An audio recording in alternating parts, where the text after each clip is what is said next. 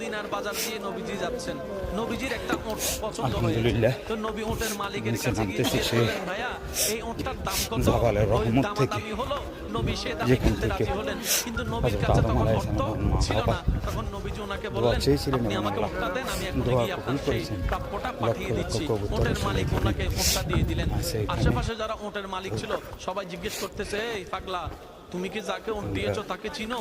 বলে যে না। নাম জানো? বলে যে না। পরিচয় জানো? বলে যে না। ঠিকানা জানো?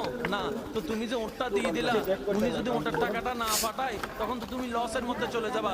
সে উটের মালিক বলে, এত সুন্দর নুরানি চেহারাওয়ালা কখনো বাটপার হতে পারে না, কখনো চিটার হতে পারে না, কখনো মৃত্যু হতে পারে না। রাস্তাগুলো ওনার চেহারা দেখে সেই পাথরগুলো কি আসলে সাইজ কেটে কেটে কেটে কেটে কোনো সেই তৈরি করে দেওয়া হয়েছে, তা না হলে আসলে উঠা সম্ভব হতো না। উঠা যেত, তবে একটা টাফ ব্যাপার ছিল যেগুলো